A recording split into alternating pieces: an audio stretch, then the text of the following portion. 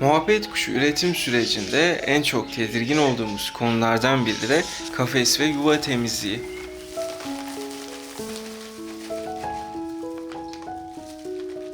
Özellikle de ilk kez üretim yapıyorsak bu konuda çekimser olabiliriz ve oldukça da haklıyız. Çünkü bilinçsiz yapacağımız kafes ya da yuva temizliği istemediğimiz sonuçlara neden olabilir. Örneğin yumurta öncesinde kuşlarımızın kafesini temizlersek güven sorunu yaşayıp süreci sonlandırabilirler. Kuluçka sürecinde kafesin düzeni bozulduğu için yumurtaları kırabilirler. Peki üretim sürecinde kirlenen kafesleri nasıl temizleyeceğiz? Kafeslerin kirli kalması onlara zarar verir mi? Elbette kafes temizliğinde olduğu gibi kafesleri pis bırakmakta olumsuz sonuçlar doğurabilir. Biriken dışkılar nedeniyle yavru kuşlarda bakteriyel hastalıklar görülebilir.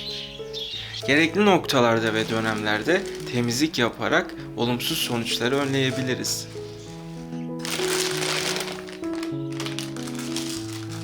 Çift kuşlarımızda temizlik uygulamasını yumurta öncesi süreç, yumurtlama süreci, kuluçka süreci ve yavruların büyüme süreci olarak 4 döneme ayırabiliriz. Yumurta öncesi süreçte kuşlarımız oldukça streslidir. Hem erkek hem de dişi kuşlarımızda saldırgan davranışlar görebiliriz.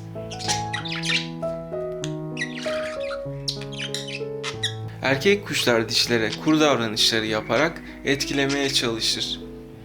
Dişi kuşlar da yuva girişlerini kemirerek yuva içine girip çıkarak yumurta hazırlığı yapar.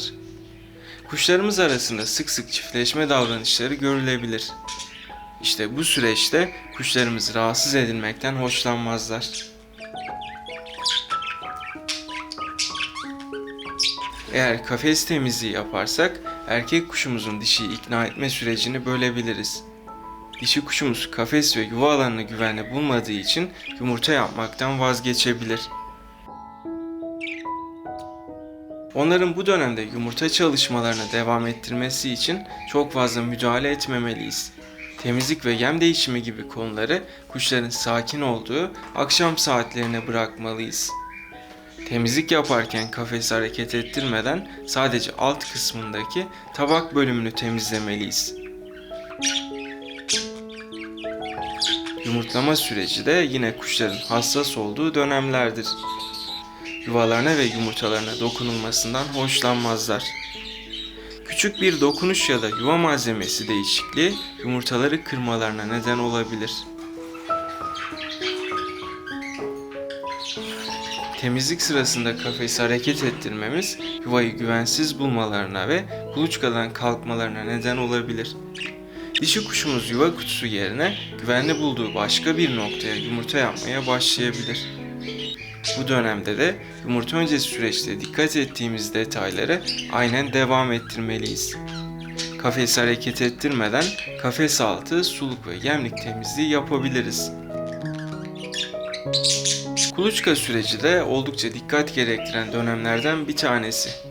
Yapılan bir hata nedeniyle güven duygusu zedelenen dişi kuşumuz saatlerce yuva dışında bekleyebilir.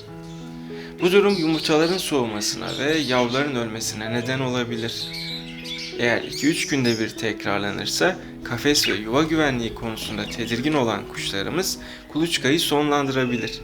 Birinci ve ikinci dönemde olduğu gibi kuluçka döneminde de kafesi hareket ettirmeden basit temizlik uygulamalarına devam ettirmeliyiz. Yavru kuşların yumurtadan çıkma ve büyüme sürecini ise en kritik dönem olarak sayabiliriz.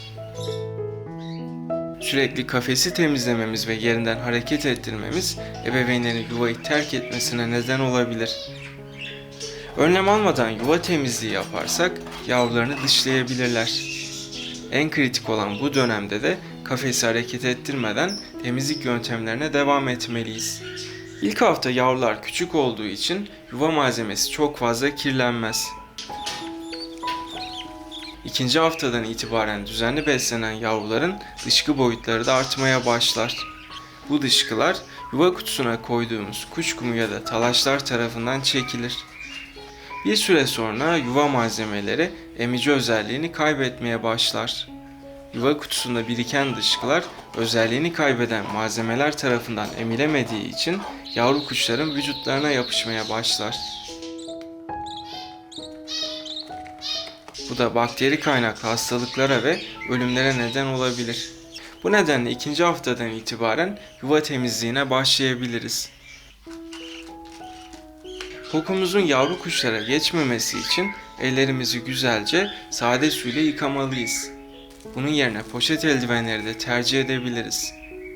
Bu aşamadan sonra kafesin üzerine bir örtüyle kapatarak yuva kutusundaki ebeveynleri kafes tarafına geçirmeliyiz.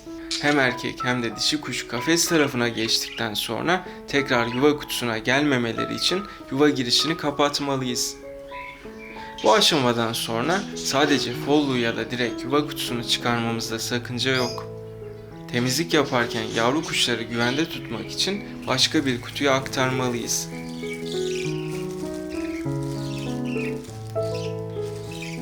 Ve artık yuva temizliğine başlayabiliriz.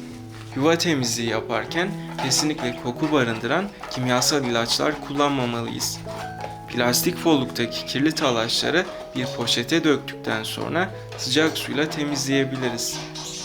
Bu aşamadan sonra folluğu su damlacıkları kalmayacak şekilde güzelce kurulamalıyız.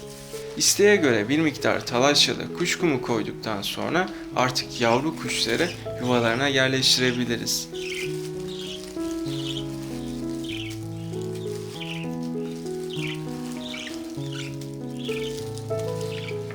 Örtüyle kapalı olan kafese yuva kutusunu taktıktan sonra kafes üzerindeki örtüyü kaldırabiliriz.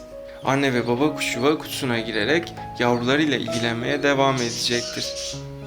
Yavru kuşların gelişimi devam ettikçe kirlenme oranı da artacağı için temizlik işlemini daha sık yapmamız gerekebilir. Tabii ki bu önlemler agresif ve huyunu bilmediğimiz kuşlarımız için geçerli. Eğer bize alışkın ve güven duyan kuşlarımız varsa temizlik gibi durumlar onları etkilemeyecektir. Önlem almadan rahatlıkla kafes temizliği yapabiliriz. Alışkın olmasına karşın ilk kez kuluçkaya yatan kuşlarımız varsa yumurtalarına karşı olan hassasiyetlerini bilmediğimiz için temkinli olmamızda fayda var. Bazı kuşlarımızda ise alışkın olmalarına karşın üreme dönemlerinde davranış değişimleri olabilir. Temizlik ve diğer durumlar için yabani kuşların verdiği tepkileri verebilirler. Nasıl bir temizlik yöntemi uygulayacağımıza onların davranışlarına bakmadan karar vermemeliyiz. Yeni videolarda görüşmek dileğiyle kendinize iyi bakın, hoşça kalın.